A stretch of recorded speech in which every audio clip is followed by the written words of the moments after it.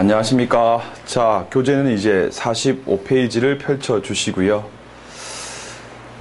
조금만 한 2분만 딴소리 해볼까요, 여러분들? 저도 이제 2008년부터 강의했으니까 꽤 됐어요. 8, 9, 10, 11, 12, 13, 이제 6년 차입니다. 예, 4년만 더 하면 10년 차거든요. 예, 계속 할지는 모르겠어요. 자. 근데 이제 2008년도에 강의를 처음 할 때 하고 지금 하고 제가 딱 느끼는 게, 강의를 할 때 제 앞에 계시는 이제 실강 제가 한 번씩 가지 않습니까? 딱 실강하면 그 앞에 앉아 계시는 수강생분들을 딱 보면 확 달라요. 수준 자체가. 그래서 현재만 얘기할게요. 현재. 이제부터 남아있는 기간 동안에 사법시험 이제 일단 1, 2차는 뭐 둘로 하고, 사실 이제 2차 같은 경우는 경쟁률이 일단 고정되어 있기 때문에 크게, 물론 어려운 시험이지만 전과 비교했을 때 거의 똑같이 힘들어요. 똑같이 힘든 거고, 이제 1차 합격하는 게 이제 2008년과 비교했을 때 진짜 더더욱이 이제 어려졌습니까? 그래서 이제 과거 같은 경우는 일단 고수, 중수, 하수를 구분했을 때 고수신 분들은 다 시험 붙었습니다. 저 2006년도 이럴 때 같은 경우도 제 아는 형님 중에 이런 분들 같은 경우는 매번 술 먹고 오시다가 1차 시험 치기 2주 전부터 공부해가지고 1차 붙고 그렇게 하시는 분들 많이 계셨거든요. 그래서 이제 고수는 다 시험 붙고 이제 중수끼리 붙어가지고 중수에서 반 붙고 반 떨어졌거든요. 근데 지금부터 이제 작년부터 더더욱 그런데 현재 사법시험 1차에 붙기 위해서는 일단 고수들밖에 없어요. 다 고수들이거든요. 그래서 이른바 증검 싸움이죠. 우리 스포츠를 한번 떠올려 보시면 알겠지만, 특히 탁구 같은 거 보시면 알겠지만, 중국 선수하고 우리 대한민국 선수하고 핑퐁 게임 붙었을 때 사실 실력상 큰 차이 없지 않습니까? 고수들끼리 붙으면요, 실력으로 승부나는 게 아니지 않습니까? 다 두 가지지 않습니까? 그래서 이른바 순발력하고, 그렇죠. 더 중요한 게 이제 실수라고 하는 것을 이제 하지 않는 게, 이게 이제 사법시험 1차를 붙는데 앞으로 가장 중요한 관건이 되는 겁니다. 왜냐하면 기본적인 실력은 다들 비슷비슷하시니까. 순발력 같은 경우는 제가 추후에 한번 제가 또 말씀을 드릴 건데, 제가 오늘 이제 이 얘기하고 싶은데, 이 실수라고 하는 것을 이제 하면, 그러니까 실수를 안 하면 붙고 실수를 하면 떨어지는 게 이제 지금부터 사법시험 1차 합격이라고 보시면 되거든요. 그럼 이 실수라고 하는 것은 이제 반대말이 뭐냐? 이른바 집중력. 집중력이라고 하는 것을 발휘해가지고 온전히 자기 실력을 다 발휘하신 분들 같은 경우는 시험 붙으시는 거고요. 아무리 열심히 공부를 했다 할지라도 시험 당일날 이제 집중을 못 해가지고 한두 문제 실수를 하게 되면 떨어지게 되지 않습니까? 다들 경험 있으실 거예요. 이제 아시다시피. 그래서 이 집중력이라고 하는 것이 반드시 필요한데, 이 집중력이라고 하는 거는요, 결국 체력과 똑같은 말입니다. 체력이라고 하는 것이 뒷받침이 안 돼 버리면요, 아침부터 오후까지 진짜 몇백 문제를 체력이 보장되지 않으면 집중력 있게 다 문제를 풀 수가 없거든요. 특히 이제 민법 같은 경우는 시험 풀 때 이미 두뇌는, 이미 영혼은 저 밖에 있죠. 몸은 시험장 탁자 위에 앉아 있지만 영혼은 이 밖에 있어가지고 이 문제 푸는 게 내가 푸는 게 아닌 거야. 그래서 민법이라고 하는 문제를 보면, 특히 기출 문제를 풀어보면요, 참 문제가 그렇게 어렵진 않아요. 보면 막상 풀리거든요. 집에서 풀면. 근데 시험장 가서 풀면 이상하게 이게 안 풀리는 이유가 집중력, 체력이 딸려있는 상태에서 문제를 풀다 보니까 다 귀찮은 거야. 그러니까 대충 읽고 대충 풀다 보니까 실력 발휘가 안 되니까 민법 점수는 어떻게 나오든 항상 이제 어렵게 나왔다, 점수가 얼마 안 돼 버리는 거거든요. 아시겠죠? 그렇다면 더 중요한 건 평소에 체력 관리를 열심히 하시되, 제 생각인데 이제 시험 치기 이제 한 2, 3일 전부터는 지나치게 이제 무리를 하시는 게 안 좋은 것 같아요. 과거 같은 경우는요, 시험 치기 전날까지 밤을 새고 이제 갔거든요. 책 많이 보고. 근데 지금 같은 경우는 옛날처럼 단순 암기사항 같은 것들이 두 문제 따가지고 외우고 그렇게 해서 푸는 문제가 민법은 하나도 안 나오기 때문에 맑은 정신에 근거해가지고 진짜 변화무쌍한 그런 사례 문제를 통해서 실력을 가르기 때문에 시험 치기 이틀 전부터 열심히 했다고 해서 민법 점수가 오르고 그런 거 없거든요. 따라서 그 전에 했던 기본 실력들을 시험장에서 제대로 발휘하기 위한 차원에서라도 시험 치기 최소한 전날까지 같은 경우는 빨리빨리 주무시고 잠을 푹 자시고 이제 시험장 가서 실력 발휘해가지고 시험 붙는 게 반드시 필요한 것 같아요.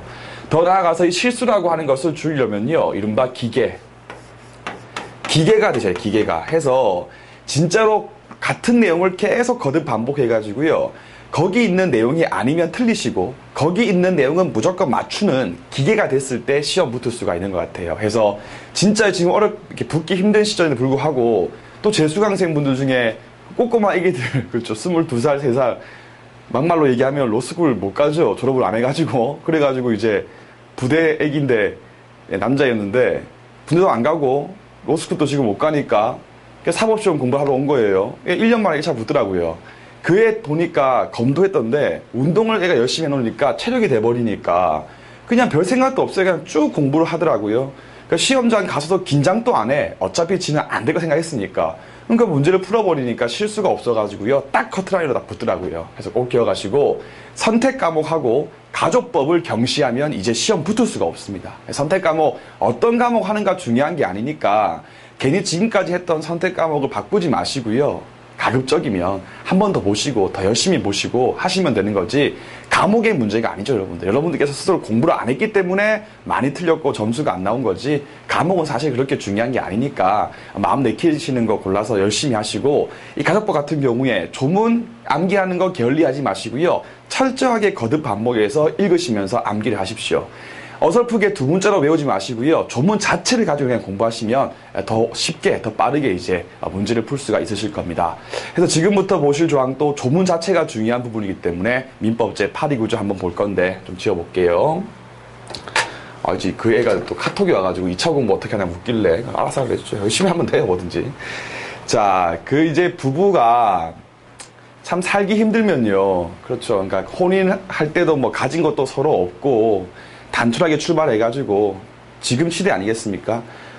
그 둘이서 애기도 안 낳고 열심히 일을 해도 뭐 맨날 뭐 돈 다 나가버리고 세금 떼버리고 막 뭐 건강보험비 다 떼가고 해가지고 아무리 열심히 일해도 끼니만 대충 채울 수 있고 남는 게 하나도 없는 그런 같은 경우라면 부부 중에서 어떤 취득할 수 있는 재산 같은 것들이 거의 없기 때문에 부부 관계에서 재산 싸움이라고 하는 게 난리가 없지 않습니까? 근데 그렇지 않고 부부 관계에서 취득했던 어떠한 재산이라고 하는 것을 앞으로 이제 이것을 어떻게 처리하고 관리하고 수익을 할 것이냐에 대해서는 일단 원칙 같은 경우는요, 이 부부 사이에 이제 합의에 의해서 결정이 될 문제 아니겠습니까? 그래서 합의하는 것이고, 별도의 합의가 없으면요, 만약에 별도의 합의가 없었을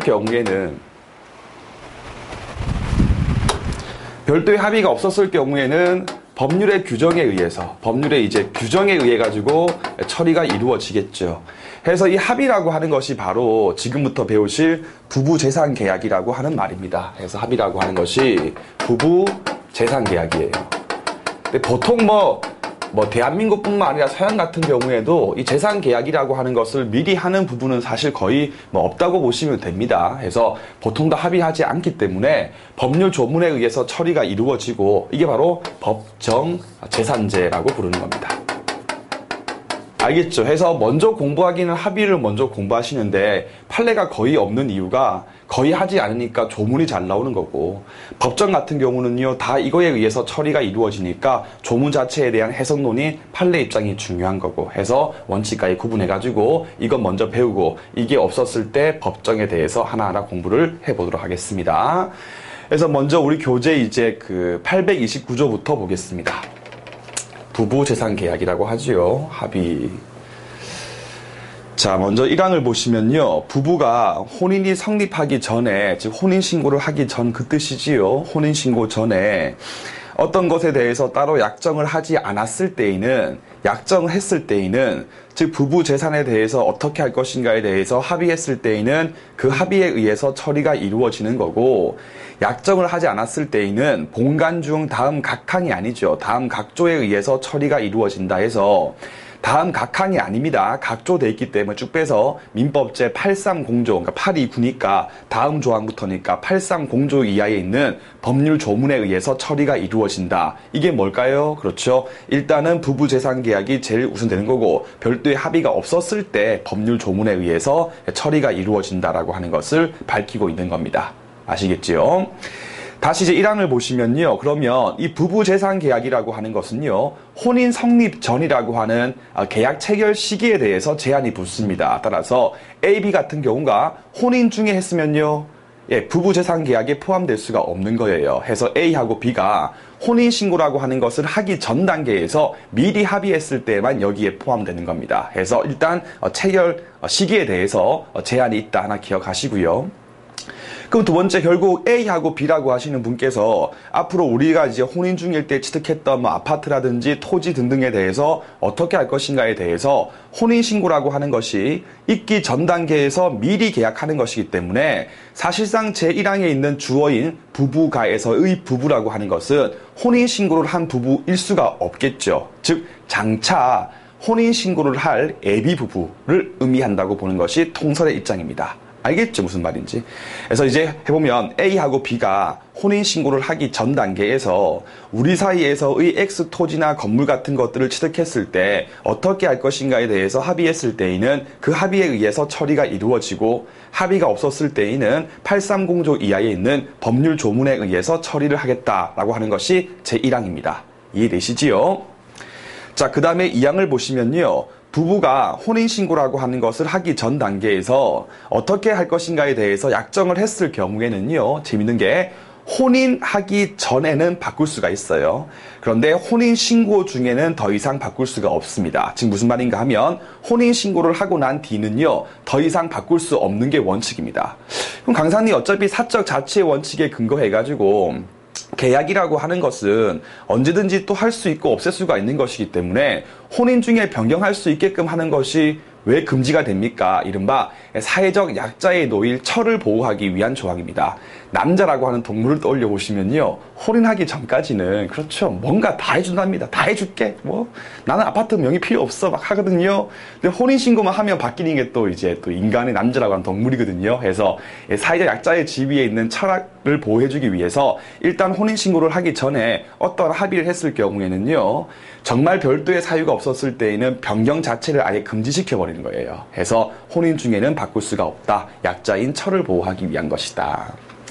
그런데 정당한 사유가 있었을 때는요, 협의에 의해서 바꿀 수 있다. 땡. 그렇죠. 정당한 사유가 있었을 때에도 협의에 의해서 바꾸는 것이 아니라 반드시 법원의 허가가 있었을 때만 바꿀 수가 있습니다. 따라서 시험 문제에서 정당한 사유가 인정됐을 때에는 협의에 의해서 바꿀 수 있다.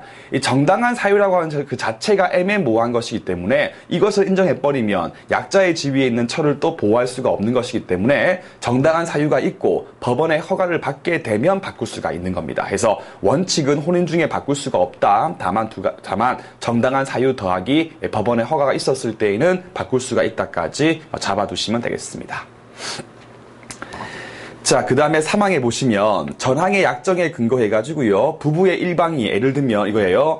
와이프 소유의 X 토지를 남편이 관리하겠다. 와이프 소유의 X 토지를 남편 A가 관리하게끔 합의를 했습니다. 남편 A가 관리를 진짜 못하는 거야. 그래가지고요, 자, 부부의 일방이, 즉 남편이 처의 X 토지를 관리하는 경우에 적당하지 못한 관리 때문에 그 X 토지의 상태가 위태롭게 됐을 경우에는 처를 가만둘 수가 없지 않습니까? 처 같은 경우는 더 이상 내 거를 남편 A한테 관리케 할 수 없다라는 점에 근거해가지고 처 같은 경우는 제가 직접 관리할 것을 법원에 청구할 수 있다. 알겠죠? 내가 할게 라고 법원에 청구할 수 있고, 만약에 그 X 토지라고 하는 것이 부부의 공유인 경우라면 내 지분 2분의 1만큼에 대해서 분할도 청구할 수가 있는 것이다. 사항에 보시면요, 별도의 합의를 했을 때에는 혼인 성립할 때까지 등기를 하지 않으면, 즉 부부 재산 계약을 맺어야 하는 시점도 혼인신고 전인 것이고, 그 혼인신고 내용을요, 등기하는 것도 혼인신고 전입니다. 따라서 둘 다 혼인신고 전에 했을 때에만 의미가 있는 거예요. 따라서 혼인신고할 때까지 그 계약을 등기하지 않았다면 부부의 승계인 또는 제3자한테 대항하지 못한다. 그러면 하나씩, 등기라고 하는 것은 부부재산 계약의 효력 발생 요건이다. 틀린 지문이죠. 등기가 없는 경우라 할지라도 A, B 내부 관계에서는요, 당연히 효력 발생이 이루어지는 겁니다. 그럼 등기는 왜 하는 겁니까? 승계인 또는 제3자한테 대항하기 위한 차원에서 존재하는 것이기 때문에 대항 요건 등기에 불과하다 해서 하나씩 제4항에 있는 등기는 효력 발생 요건이 아니라 대항 요건이며, 대항하기 위해서 등기가 필요한데 등기 역시도 혼인신고를 하기 전까지 해야 한다까지 정확하게 기억하시고 거기 나와 있는 승계인의 의미가 뭔지는요 조금 뒤에 볼 거니까 좀 참아주시고요. 자, 5항에 보시면요, 2항이나 3항에 근거해서 또는 약정에 의해서, 그 약정이라고 하는 말이 잘 이해가 안 되실 거예요. 2항, 3항 또는 약정에 근거해가지고요, 관리자를 변경하거나 또는 공유물을 분할했을 경우에는 그 관리자의 변경, 공유물 분할이라고 하는 것도 등기를 하지 아니하면, 됐죠? 승계인 또는 3자한테 대항하지 못한다 해서 바꾸거나 또는 분할했을 때에도 상태의 변경이 있는 경우이기 때문에 제3자 등, 승계인 등한테 대항하려면 등기가 필요하다라고 조항을 두고 있는 겁니다. 아시겠죠? 자, 그러면 이제 기본서를 보시면 의보 갈게요. 자, 밑에 부부로 될 자가 혼인신고를 하기 전에 재산계약했을 경우에는 830조 이하 조항이 적용되지 않는다 해서 법정제라고 하는 것은 A하고 B 사이에서의 재산계약이라고 하는 것이 유효하게 존재하지 않았을 때만 적용되는 것이니까 유효하게 존재했을 경우에는 적용되지 않는다. 요건 가시면요, 계약 체결 중요한 거 반드시 혼인신고를 하기 전 단계에서 체결이 필요하기 때문에 계약할 수 있는 시기에 대해서 제한이 붙습니다. 그리고 불요식 계약이죠. 강사님 등기하니까 요식 아니에요. 대안요건에 불과하기 때문에 요식이 아니고 불요식 계약이다. 그 다음에 혼인할 수 있는 능력만 있으면 되기 때문에 굳이 혼인력은 필요 없다고 보는 것이 통설이다. 그 다음에 결국 이 부부재산 계약이라고 하는 것은 혼인신고를 하기 전 단계에서의 A하고 B가 계약하는 것이기 때문에 법 조항상 봤을 때에는 부부라 돼 있지만 제 끝에 밑줄 혼인하고자 하는 AB 부부를 말한다까지 이해를 하시면 되겠습니다. 그 다음에 46페이지 가시면요. 4번 계약의 내용과 방식 1번을 읽어볼게요. 부부재산계약은 그렇죠. 혼인이 성립했을 때 효력 발생이 이루어지고 왜냐하면 혼인 중인 상태에서 취득하게 됐던 각종 제한을 어떻게 할 것인가에 관한 부분이기 때문에 혼인신고했을 때부터 효력 발생이 이루어지며 일단 효력이 발생한 기산계약 같은 경우에도 혼인 해소 또는 혼인이 취소가 되면 더 이상 유지할 필요가 없는 것이기 때문에 그때부터 효력이 없어지는 것이다. 결국 재산계약이라고 하는 것은 혼인 중인 재산관계에 대해서 처리하기 위해서 합의를 한 것이기 때문에 혼인 성립 전이나 혼인 해소 후 같은 경우는 결정할 수가 없으며 내용 같은 경우도 혼인 중의 관계만을 정할 수 있을 뿐이다. 알겠죠? 2번 됐고요. 3번 더 가볍게 읽어보시면 쉽게 이해할 수가 있을 겁니다. 답은 중요한 거. 부부재산계약으로서의 대항요건으로서의 등기가 필요하다 해서 1번 가시면 효력 발생 요건이 아니고 대항 요건으로서 등기가 필요한 경우이기 때문에 혼인 성립하기 전에 등기를 하지 아니한 경우에는 A하고 B 내부 관계에서는 효력이 인정되나 부부의 승계인 또는 제3자한테는 대항하지가 못한다. 마찬가지로 변경했을 경우 또는 분할했을 경우에도 등기했을 때에만 대항할 수가 있다까지 기억하신 다음에 이거 먼저 봅시다. 화면을 보시면 그 방금 읽었던 답원에 있는 대항요건 등기라고 하는 것이 출제가 되면 사례 문제로 출제가 되면 아마 진짜 이거 암울한 문제가 될 겁니다. 해서 그 가족법 같은 경우는 진짜 듣도 못한 문제가 막 나오니까 한번 연습해 보시죠, 여러분들. 어려운 문제고요. 집중해서 보세요. 자, 이 A라고 하시는 분이 C를 둔 상태에서 B와 재혼했다. 알겠죠? 그래서 A가 B와의 관계에서 C를 놓은 게 아니고 이렇게 C가 자식이 있는 상태에서 B라고 하시는 분하고 재혼을 이렇게 이제 하게 된 겁니다. 재혼했다.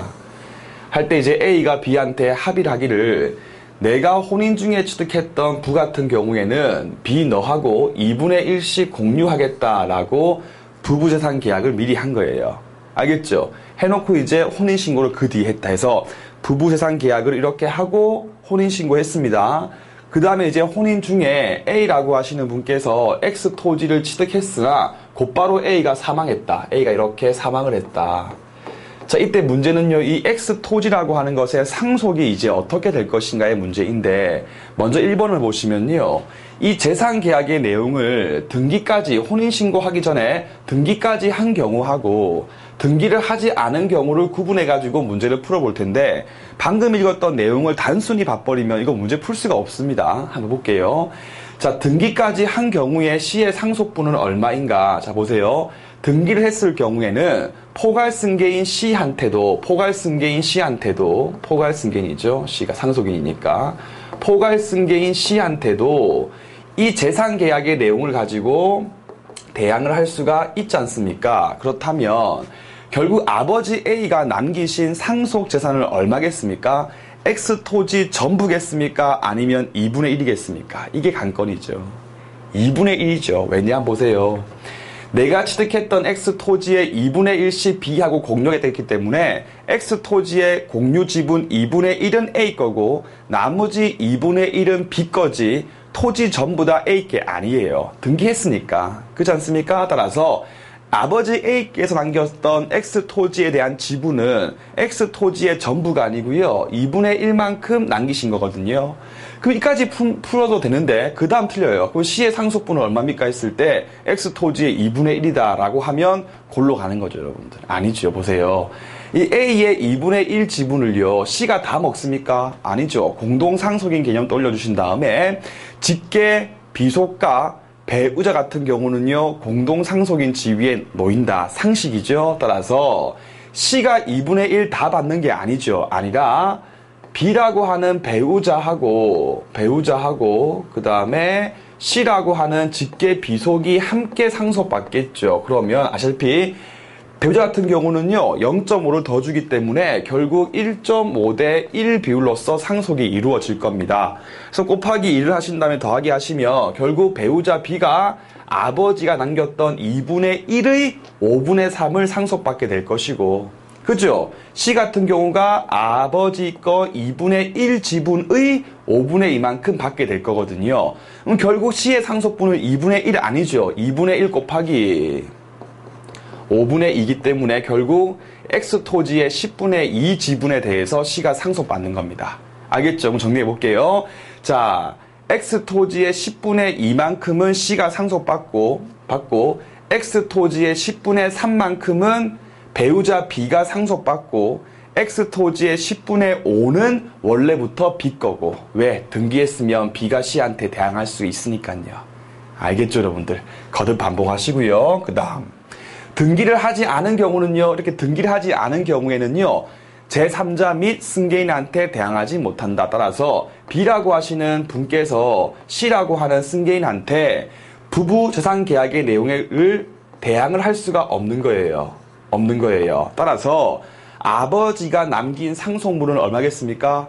그렇죠. 요 계약 자체가 A하고 B 내부 관계에서는 등기가 없이도 효력이 있겠지만 등기를 안 했을 때에는 C한테는 아무런 의미가 없는 거거든요. 따라서 결국 X 토지는요 전부 다 A 거기 때문에 X 토지 전부 즉 10분의 10 전부 다를 남긴 거예요. 그럼 C는 얼마의 상속분이 똑같죠? 아, 그러면 B가 이제 1.5고, 그렇죠? C가 1이기 때문에 똑같이 5분의 3, 5분의 2이기 때문에 아버지가 남겼을 때는요, 결국 C라고 하시는 분께서 X 토지의 5분의 2에 대해서 상속받는 거죠. 정리해 볼게요. 등기하지 않은 경우는 이 합의했던 내용이 3자 또는 승계인 C한테는 아무런 의미가 없는 것이기 때문에 X 토지 전부 다가 A 소유이다. 이 상태에서 A가 사망했을 때에는 B 1.5, C 1이기 때문에 5분의 3, 5분의 2씩 각각 상속받는다까지 꼭 기억해서 문제를 풀어주시면 되겠습니다. 알겠죠? 꼭 연습을 하시고요. 자, 다시 이제 기본서로 그래서 이 내용이니까 이만큼은 이 정도만 연습하시면 절대 이거 이상은 못 나올 겁니다. 거듭 연습하시고요. 자, 이제 목차 3번 가겠습니다. 계약 내용 변경, 원칙은 바꾸지 못한다. 나번 애외 부분에 밑줄 한 번 더 빠르게 확인하신 다음에 다 하신 분 같은 경우는 45페이지 제5항에 있는 약정에 의하여 변경에서의 약정이라고 하는 말 한 번만 더 확인하신 다음에 화면 잠깐 보시겠습니다. 그래서 일단 먼저 약자를 배우해주기 위해서 일단 계약했을 때에는 혼인 중에는 바꿀 수가 없는 게 원칙이다. 다만 예외적으로 혼인 중에도 바꿀 수 있는 경우가 있다. 첫 번째가 적당하지 못한 관리 때문에 위태롭게 했을 경우에는 내가 직접 관리하겠다라고 법원에 청구할 수 있다. 두 번째가 그 5항에 있는 약정이라고 하는 뜻이 뭐냐면 여러분들 이거예요. A하고 B가 혼인신고를 하기 전에 부부재산 계약을 하면서 덧붙여 계약하기를 이러이러한 사유가 발생되었을 때에는 그 X 토지에 대한 부분에 대해서 내용을 바꿀 수 있다라고 미리 변경할 수 있는 부분에 대해서 약정 자체에 유보를 해둔 거예요. 알겠죠? 그렇다면 그 약정에 근거해가지고 바꾸는 것은 부부재산 계약 내용 자체를 바꾸는 것이 사실 아니라 재산 약정 내용을 실현시키는 것에 불과하죠. 따라서 그 5항에 있는 그 내용은 이거예요. 미리 약정한 경우다. 어떤 경우냐 하면 계약을 하면서 미리 바꿀 수 있는 가능성에 대해서 미리 약정을 해가지고 이러이러한 경우에는 바꿀 수 있다라고 했을 경우에는 재산 계약에 근거해가지고 바꾸지 않습니까?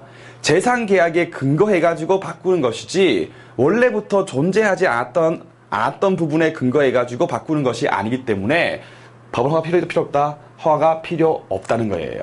약정을 미리 했으니까. 알겠죠? 해서 적당하지 않은 관리 또는 미리 합의했을 때에는 법원에 청구하거나 바꿀 수가 있는 거고 요 1번과 2번 사유가 없는 경우라 할지라도 그 밖에 정당한 사유가 있으면 허가를 받고 바꿀 수 있다라고 읽어주시면 되는 겁니다. 따라서 중요한 거 미리 약정한 게 있었을 경우에는 약정에 근거해가지고 바꾸는 것이기 때문에 가정법원의 허가 없이도 바꿀 수 있다는 점을 꼭 기억해서 문제를 풀어주시면 되겠습니다. 자, 그래서 그 예외 나번에 가시면요. 1번 문단 제일 끝에서 세 번째 줄 위에 있는 밑줄, 한 줄 위에 여기서 약정이란 혼인하기 전에 맺었던 기본적 계산 계약이기 때문에 이 약정에 의해서 혼인 후에 변경 따위가 있을 수 있음을 미리 합의한 것을 말한다. 이렇게 미리 합의한 것에 근거해가지고 바꿀 때는요, 약정 내용을 실현시킨 것에 불과하기 때문에 가정법원의 허가 없이도 바꿀 수 있다까지 잡아두시면 되겠습니다. 이러한 경우가 아니라 할지라도 정당한 사유가 있었을 때에는 법원의 허가가 있으면 바꿀 수가 있다까지 기억하시고. 각기 4번 가겠습니다. 효과 종료. 가번 가시면요. 2번 민법 제832조에 있는 일상가사 채무 같은 경우에 부부가 연대 책임을 진다라고 하는 것은 A하고 B 사이의 문제일 뿐만 아니라 제3자와의 관계도 함께 연결되어 있는 것이기 때문에 재산계약에 의해서 배제할 수 없다고 보는 것이 통설입니다. 약간 대립이 있긴 합니다. 통설까지만 아시면 충분하고요. 나번 종료 부분 가시면요. 자, 종료는 뭐냐? 두 가지 경우가 있을 수가 있죠. 첫 번째는 A하고 B 사이에서 혼인이라고 하는 관계는 계속 유효한데 부부 재산 계약만 취소한 경우입니다. 예를 들면 A라고 하는 남자께서 B라고 하는 처를 기망해가지고요, 계약을 했습니다. 그 다음에 혼인신고한 거예요. 해서 B라고 하시는 분, 즉 사기당한 B 같은 경우가 혼인 자체는 취소하고 싶지 않아요. 혼인은 문제가 없는데 재산계약 자체만 취소했을 때는요. 그렇죠. 혼인관계가 존재하면서 사실상 취소의 의사표시에 의해 가지고 A하고 B 사이, 즉 혼인 중인 부부 사이에 별도의 계약이 존재하지 않는 경우이기 때문에 이런 경우에는 그렇죠. 법정제에 의해서 처리가 이루어질 겁니다. 해서 그 다음 페이지 제일 위에 보시면 혼인 중에 재산계약만 종료했을 경우는 두 줄 밑에 사기 등의 이유에 근거해가지고 취소했을 때는요, 별도의 합의가 없는 것이기 때문에 법정제에 의해서 처리가 이루어질 것이다. 그 밖에 혼인관계가 소멸됨으로써 종료하는 경우다. 어떤 경우? 이혼, 혼인 취소 같은 경우는요, 혼인관계도 종료돼 버리니까 계약도 함께 종료하겠죠. 해서 이혼, 혼인 취소가 되었을 경우는요, 그렇죠. 재산 분할 청구 따위에 의해서 청산하는 거기 때문에 더 이상 의미가 없는 거고, 그 다음에 타방이 사망했을 경우는요, 상속으로 가고 더 이상 의미가 없는 거고 해서 혼인관계 자체가 종료했을 때는요, 그냥 다 함께 종료해버리는 겁니다. 해서 항상 혹시 문제 푸실 때 혼인관계는 계속 유효한데 재산계약 자체만 취소한 경우하고 말고 혼인관계 자체가 아예 종료하는 경우를 구분해가지고만 문제를 푸시면 쉽게 풀 수가 있으실 겁니다. 각기 3번 가겠습니다. 법정제 해가지고요. 이렇게 별도의 합의가 약정이 없었을 때에는 지금부터 보실 830조 이하에 의해서 처리가 이루어질 겁니다. 1항부터 보시면요. 부부 일방이 혼인하기 전부터 가지고 왔던 고유 물가, 예를 들면 B라고 하는 처가 시집 올 때 아파트를 가지고 온 거예요. 끊으시고, 그 다음에 혼인 중에 자기 명의로 취득한 부동산, 예를 들면 남편 같은 경우가 혼인 중에 X 건물을 자기 명의로 구입한 거예요. 이런 경우에는 일단 투규로 본다. 투규가 뭐냐? 그냥 남편 거예요. 와이프 거고. 남편 거니까 남편이 소유하고 남편이 사용 수익하고 남편이 관리하는 거고. 됐죠? B라고 하시는 여자분께서 시집 올 때 가지고 왔던 뭐 토지가 있었을 때에는 그 X 토지는 그냥 처 거기 때문에 처 B가 쓰고 관리하고 수익 다 하는 거예요. 각자 따라간다. 이 양 보시면 부부의 누구 건지에 대해서 분명치 아니한 것은, 즉 숟가락, 밥솥, 뭐 주걱 같은 것들은요 부부 공유로 볼 것이다. 83있죠. 부부는 투규물 같은 경우는요 서로 각자 관리 사용 수익합니다. 과거 진짜 옛날 같은 경우는요 와이프 소유의 그 전 같은 경우는 남편이 대신 관리할 수 있었거든요. 지금은 그런 게 있을 수가 없고요. 특유물 같은 경우라면 A 너 거면 A 네가 관리하는 거고 B 너 거면 B가 네가 관리해라 라고 된다까지 정리를 먼저 하신 다음에 1번 가시면 법정제 읽어보겠습니다. 자, 지금 개정민법은 현행 민법 같은 경우는 별산제, 부부끼리 따로 구분하는 걸 채용해가지고 부부 일방이 가지고 왔던 고유물과 혼인 중에 자기 명의로 취득했던 같은 경우에는 그 특유로 하고, 특유물 같은 경우는 부부 각자가 관리 사용 수익하도록 한다. 서로 간섭하지 못합니다. 그러시고 부부의 누건지에 대해서 속한 것인지에 대해서 분명치 않은 경우에는 일단 부부의 공유로서 추정을 시키고 있다 해놓고 이제 2번부터 일방 명의로 취득한 것에 대한 처리의 문제인데, 자,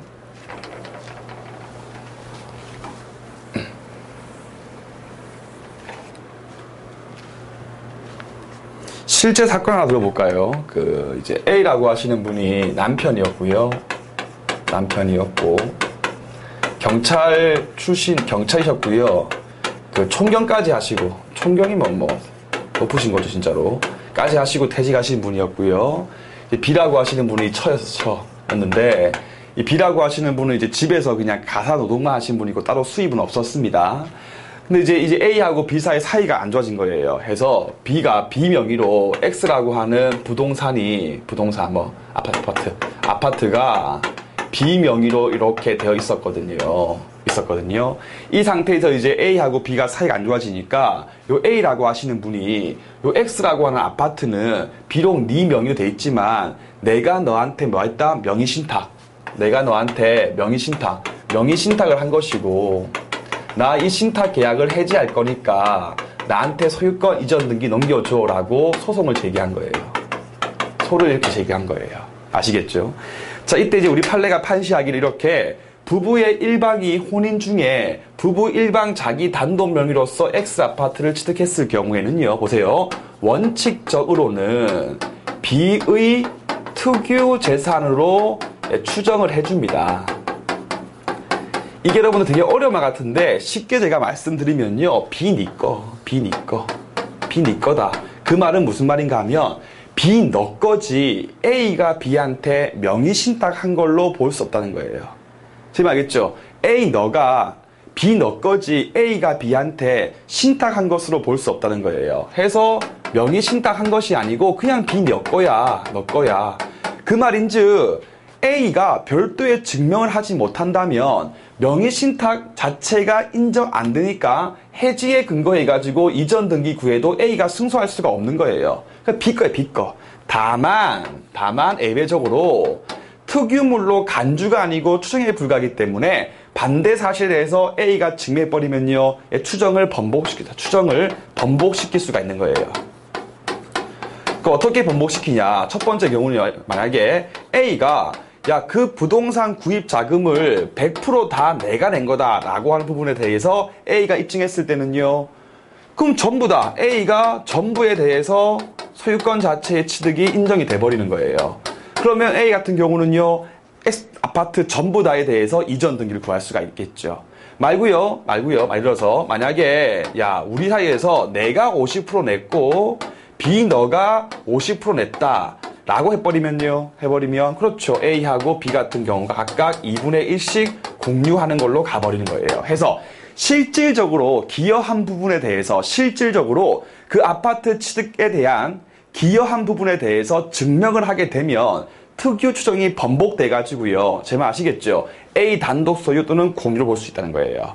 그래서 이렇게 A 단독이거나 아니면 A한테 2분의 1 지분이 있는 경우라면 결국 이렇게 번복이 된다면 A가 B한테 위의 경우라면 X 아파트 전부 다에 대해서 밑의 경우라면 X 아파트의 2분의 1 지분에 대해서 A가 B한테 명의신탁한 것으로 봐준 거겠죠. 명의신탁을 해준 것으로 볼 수 있다는 거죠.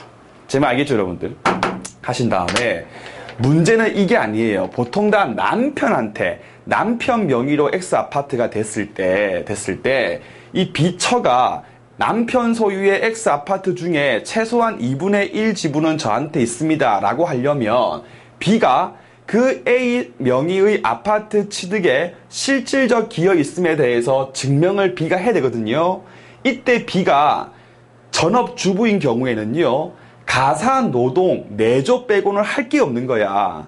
그래가지고 가사 노동 또는 내조에 공에 근거했다라는 부분을 주장했을 때 우리 판례 같은 경우는요, 아직까지 판례가 바뀌지 않아가지고 내조의 공 따위에 불과했을 때에는 무슨 따위입니까 사실은. 애 키우기 진짜 힘들어요. 아무튼 노동, 내조의 공 갖고는요, 이 남편 A 소유의 특유물 추정이라고 하는 것을 번복시킬 수 없다고 보는 게 판례 입장이고 진짜 많은 비판을 받습니다. 요즘 시대가 어느 시대인데 제 말 알겠죠? 그래서 한번 볼게요. 답안지에 쓸게 기읍, 니은, 디귿입니다. 자, 기읍번 하시면 부부가 혼인 중에 취득했던 X 아파트에 대해서 별도의 계약이 없어서 법정제가 적용되는 경우에는 일단 83공조 제1항에 근거하여 부부가 혼인 중 취득했던 아파트는 일단 명의자의 투기물로서 추정이 된다.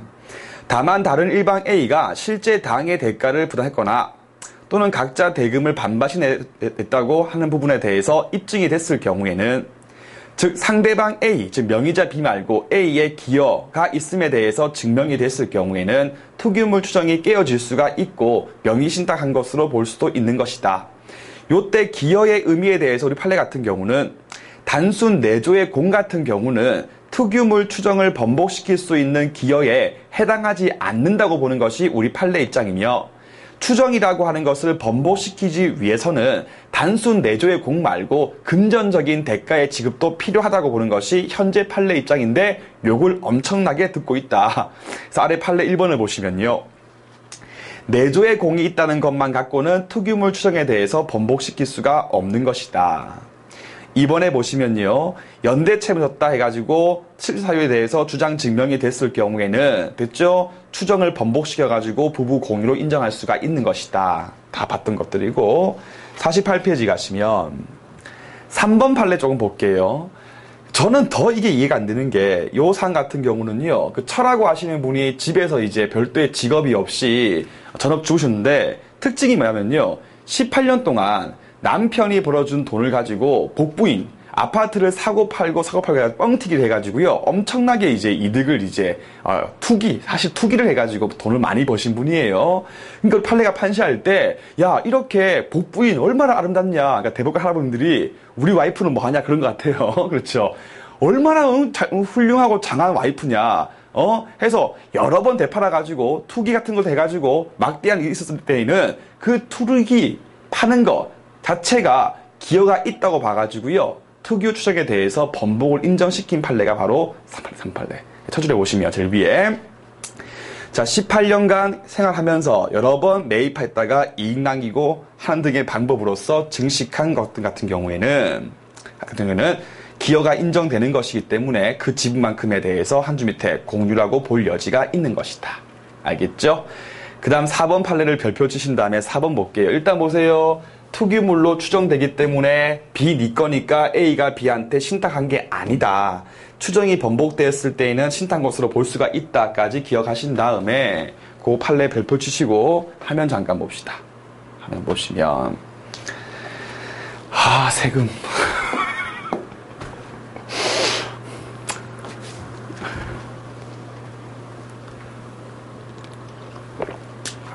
자,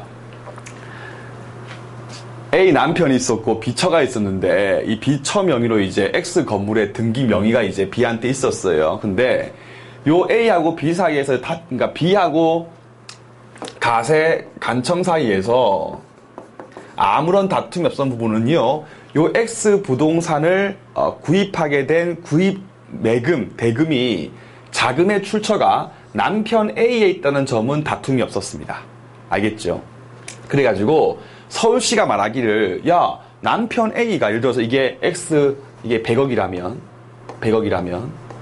남편 A가 당신 B한테 100억이라고 하는 금전을 증여해줬고, 그렇죠, 증여받은 100억 가지고 B 너가 X를 산 거 아니냐, 그러면 100억을 A가 B 너에게 증여했잖냐, 뭐 내라, 증세 내라 해가지고 부과를 한 거예요. 부과하니까 B처가 원고가 서로 제기하기를, 남편이 나에게 현금을 준 게 아니고 남편이 사가지고 나한테 명의신탁한 것에 불과하다. 즉 등기 명의만 나한테 있지 요 X 건물 내 거 아니고 남편 A 거다. 그럼 남편 A가 남편 A 지 돈으로 지가 산 거니까 증여가 이루어진 게 없다. 알겠죠? 해서 읽어볼게요. 남편이 나에게 명의신탁한 것에 불과하므로 나는 증여한 게 없다라고 하면서 증여세 부과한 처분에 대해서 추구하는 소송을 제기한 거예요. 제 말 알겠죠? 하니까 이쪽 같은 경우는, 야, A가 자금을 너한테 증여했고 B처나 같은 경우는 남편이 준 100억 돈 가지고 네가 소유하기 위해서 X 건물 산 것이니까 돈 내라 라고 한 거예요. 알겠죠? 그러면 쟁점 3번 봅시다. 그럼 보세요. A하고 B 사이에서 X 건물에 대해서 명의신탁 관계라고 하는 것이 인정이 된다면 등기 명의는 B한테 있겠지만 실질적인 소유가 A고, 그죠 여러분들? 그죠? 그 다음에 A 돈 가지고 A 지가 산 것에 불과하니까 A가 B한테 증여한 게 전혀 없거든요. 알겠죠? 따라서 A하고 B 사이에서 신탁관계의 존재가 인정이 된다면 증여세 부과하면 안 돼요. 만약에 신탁관계가 인정 안 되면요, 결국 A가 100억을 줘가지고 B가 자기 소유하기 위해서 산 거니까 100억 증여했으니까 세금 부과해야겠죠. 문제는 이거죠. 요 경우가 바로 B의 원고의 주장, 요게 바로 피고 C의 주장인데, 둘 사이에 다툼이 있는 경우에 증명 책임이 누구한테 있는가에 대해서 나왔던 판례입니다. 우리 판례 같은 경우는, 야, 830조 제1항을 봐라. 혼인 중에 일방의 명의로 취득한 건 뭐라고? 일단 투기물로서 추정이 이루어진다 해서 830조 1항에 근거해가지고 B처 너 명의니까 B 너 투기물로 일단 추정이 이루어진다. 그 뜻은 X 건물은 남편 A가 당신한테 명의신탁한 게 아니고 진짜 당신 거 맞습니다. 그러니까 B가 기분 좋을 리가 없죠. 신탁한 게 아닙니다. 따라서 B 측에서 명의신탁이 이루어진 사실에 대해서 증명 책임을 져야 되고, 알겠죠? 증명하지 못하면요, 명의신탁이 이루어진 것이 아니기 때문에 결국 A의 돈이 B한테 증여가 돼가지고 B가 X 건물을 매입한 거니까 증여세는 내라 라고 판례가 판시한 겁니다. 알겠죠? 다시 칠판을 보시면 새로운 판례 아니죠? 보세요. 원칙이 뭐라고요? B 투기물로서 추정이 이루어지니까 B 너 거다. 신탁받은 게 아닌 게 원칙이다. 다만 추정이라고 하는 것이 될 수 있다. 어떻게? 입증이 되면. 그럼 뭐예요? 원칙은 뭐라고요? 신탁이 아닌 거야. 그러면 남편이 100억을 줘가지고 B가 산 거기 때문에 세금 부과 조치가 옳다라고 판례가 판시한 겁니다. 알겠지요? 그래서 4번 한번 읽어봅시다. 볼드 밑줄. 당해 부동산의 자금 출처가 명의자 B가 아닌 남편 A인 사실이 일단 인정되었다면 그 명의자 B는 A로부터 100억이라고 하는 자금을 증여받은 것으로 추정되고, 알겠죠? 왜? 특유물로 추정되는 거니까 한번 끊으시고, 요 경우에 그 X 건물은 명의자 B의 처 B의 특유물이 아니고 A로부터 명의신탁이 있었다. 즉 때문에 그 자금을 받은 것으로부터 없다는 점에 대해서 다툼이 있었을 경우에는 누구한테? 그렇죠. B 측한테 증명 책임이 있다라고 판례가 판시한 겁니다. 알겠죠? 해서 요 내용과 똑같은 내용이니까 함께 이해하시면서 정리를 하시면 되겠습니다.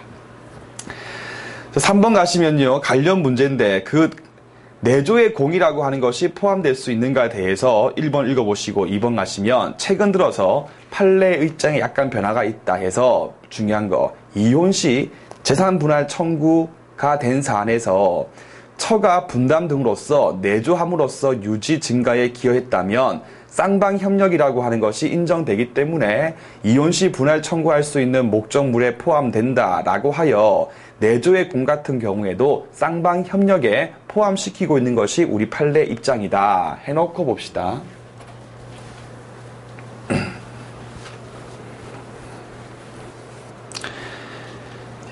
결국 우리 판례 입장은 재밌는 게 이거죠. 그러니까 혼인 중인 상태에서 특유 추정이라고 하는 것을 번복시킬 수 있는 사유인가 아닌가에 관한 문제하고 인가 아닌가 하고 말고 이혼 시 기여를 인정해가지고 재산 분할 청구의 대상으로 삼을 수 있는가 없는가 요 두 가지를 구분해가지고요. 종전 같은 경우에는 어느 것이든 내조의 공만 갖고는 그렇게 할 수 없다고 봤던 게 판례 입장이었습니다. 즉 내조의 공이라고 하는 것이 인정돼도 혼인 중일 때 투기물 추정에 대해서 번복시킬 수 없고 이혼 시 분할 청구할 수 있는 범위도 포함될 수 없다고 했던 게 판례 입장이었어요. 해서 요걸 엄청 들어버리니까 요게 바뀌었어요. 요게 바뀌어가지고 현재의 경우에는 이혼 헤어질 때는 내조의 공이라고 하는 부분을 재산 형성이나 유지 증가에 기여한 것으로 봐가지고 분할 청구할 수 있는 목적물로 인정을 해주는 거예요. 해주는 거야. 근데 혼인 중일 때 특유물 추정 번복시킬 수 있는 이 경우는요, 아직 판례가 안 바뀌어가지고 이거 아직도 안 되는 거거든요. 알겠습니까? 그래가지고요, 판례가 조만간에 바뀔 수 있다라고 편성이 많이 붙는 거거든요.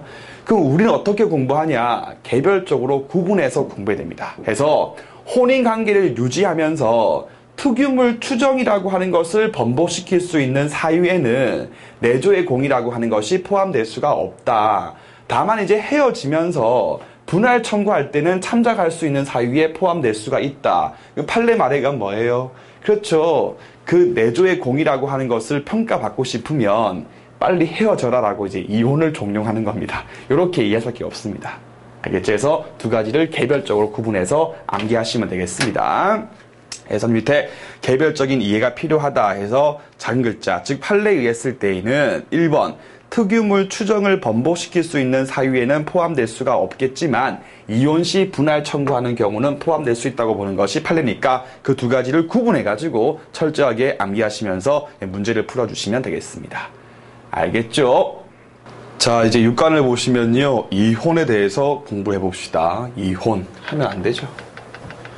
물론 반드시도 안 할 필요는 없고요. 자, 이혼이라고 하면 크게 두 가지의 방법이 있어요. 첫 번째 방법은 바로 협의 이혼이죠. 협의 이혼.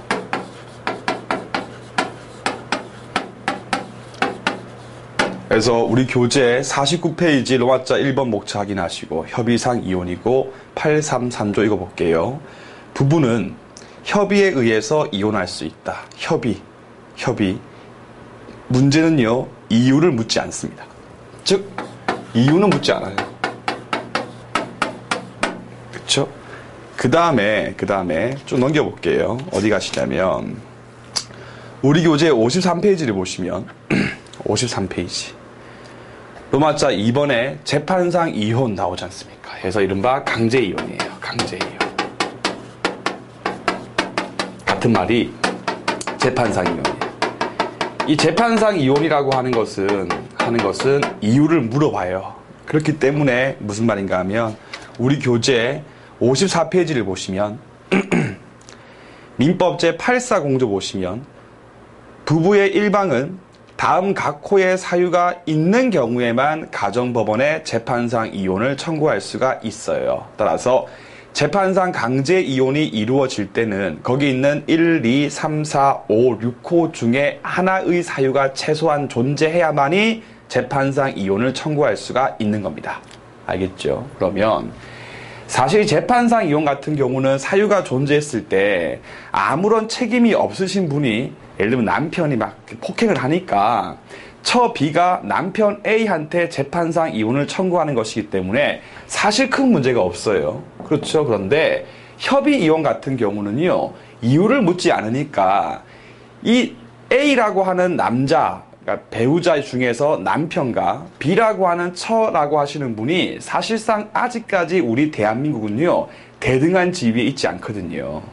그죠? 약자의 지위에 있지 않습니까? 그러니까 생기는 문제가 이른바 축출 이혼이라고 하는 것이 생겨버리는 거예요.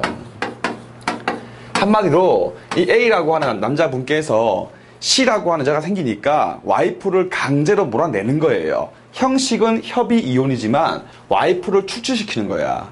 그러니까 협의 이혼이라고 하는 것은 협의에 근거하고 아무런 이유를 묻지 않지만 축출 이혼이라고 하는 것을 방지할 필요가 있으니까 현대 민법은요, 협의 이혼 같은 경우에도 국가가 개입하는 거예요. 개입하는 거예요. 해서 가정법원이 이혼 의사가 진짜 있는가 없는가 등등등에 대해서 확인을 다 해보는 겁니다. 제 말 알겠죠? 큰 틀 잡으신 다음에 협의 이혼 공부하시고 재판상 이혼 공부하시면 되겠습니다.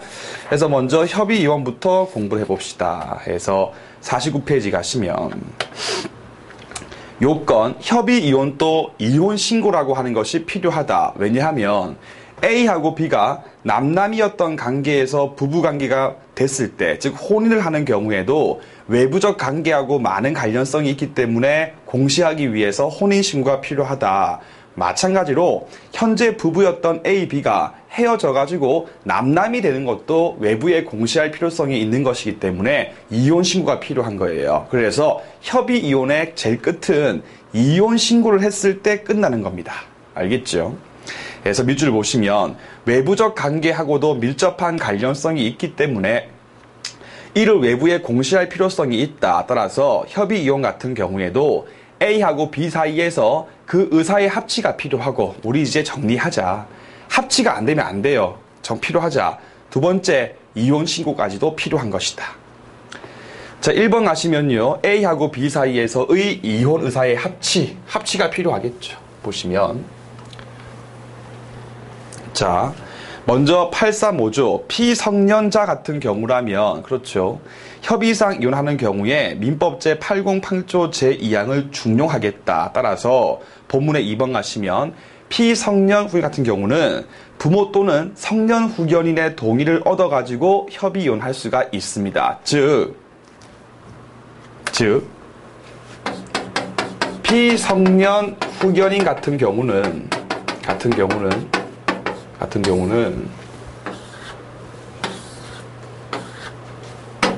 혼인을 할 때도 동의가 필요하고, 그렇죠, 이혼을 하는 경우에도 동의가 필요해요. 동의가 필요하다. 비교할게. 피한정 후견인, 피한정 같은 경우에는 혼인할 때도 동의 필요 없었고 이혼도 필요 없어요. 중요한 게 미성년자죠. 미성년자의 경우라면 당연히 18세 됐을 때죠. 자, 혼인하는 경우에는요, 부모 등의 동의가 필요하겠지만 일단 혼인했으면요, 성년의제 효과에 근거해가지고, 됐습니까? 성년자의 지위가 인정돼 버리기 때문에 이혼할 때는 동의 필요 없다는 게 중요한 겁니다. 그래서 이게 좀 잘 나와요. 객관식 문제 풀 때. 꼭 구분해 정리하신 다음에 1번 가시면 위에 미 같은 경우는 민법 제826조 제2에 근거해가지고 일단 혼인하면 성년의제 효과가 발생되기 때문에 이혼할 때는요, 부모 등의 동의가 필요 없다. 피한정 같은 경우는 혼인, 이혼 둘 다 동의 필요 없다. 피성년 같은 경우는 혼인, 이혼 둘 다 동의가 필요 있다까지 아주 반복해서 익혀주시면 되겠습니다. 갈게요. 4번 가시면요, 협의 이혼이라고 하는 것이 유효하게 인정되려면 당연히 이혼 의사의 합치가 필요하다. 따라서 모르는 사이에 제3자가 신고했을 경우는요, 효력이라고 하는 것이 인정될 수가 없다. 왜냐하면 이혼 의사의 합치가 없으니까. 중요한 거 2번이죠. 가장 혼인의 경우와 달리 가장 이혼 같은 경우는요, 유효성을 인정하고 있는 것이 우리 판례 입장이다. 해서 기읍번 강제 집행을 회피하기 위해서 하는 경우, 니은번 장인 등에게 노임을 청구하기 위해서 잠깐 헤어진 경우와 같이 가장 이혼 같은 경우에는요, 유효하게 봐주는 게 우리 판례 입장입니다. 그래서 일단 먼저 거기 뭐 집행은 아실 것 같고요. 니은번 가시면 장인 등에게 노임 청구하기 위해서 그거 볼까요? 자, 보시면 이제 A라고 하시는 분이 장인 어른이고, 그 다음에 B라고 하시는 분이 장모고요. 장모고, 밑에 딸이 이제 딸 해가지고 C하고 D라고 하는 딸만 둘이 있었고요. 아들은 없었습니다. 이 갑이라고 하는 사위가 이제 요 큰딸하고 결혼을 이렇게 하게 돼가지고 집에 들어와서 진짜 시골에서 열심히 일을 한 거예요. 근데 이제 A 장인하고 이제 갑 사이에서 사이가 안 좋아지니까 이 갑 사이가 열받는 거야. 그래가지고 내가 지금까지 일했던 임금, 노임에 대해서 지급을 청구하고 싶은데 문제는 이 갑하고 씨 두 분 다 이제 법을 잘 모르시는 분들이니까 어떻게 대한민국에서 사위가 장인한테 소송을 제기할 수 있겠냐라고 하는 잘못된 생각에 근거, 오인을 해가지고 이 갑이라고 하는 사위가 장인 어른들한테 노인 청구, 그동안 일한 대가에 대해서 노인 같은 것들을 청구하기 위한 목적에서 일단 나 사위의 신분을 버릴게 해가지고요. 갑하고 씨 사이에서 이른바 가장 이혼이라고 하는 것을 하게 된 거예요. 됐습니까?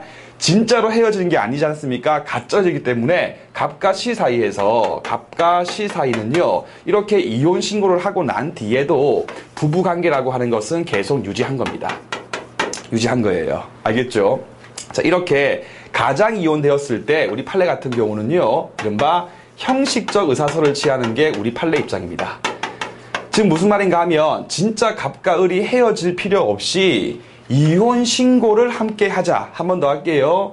갑과 씨가 우리 진짜 이제 부부 관계를 해소하자라고 하는 합의 없는 상태에서도 이혼 신고를 같이 하자. 이혼 신고 그 자체에 대한 합의만 있다면 그 이혼 자체의 유효성을 인정해주는 게 우리 판례 입장이에요. 그래가지고 유효하다. 그래가지고 판례 같은 경우는 유효하다라고 본 사건 되겠습니다. 정말 알겠죠, 여러분들? 그럼 이런 상태에서 C라고 하시는 분이 다른 남자하고 재혼해버리면요, 갑은 골로 가는 겁니다, 여러분들. 그렇죠? 그럼 정리해볼게요. 그러면 이제 일로 올게요. 여백에 한번 좀 메모할게요. 우리 판례 같은 경우는 재밌는 게 가장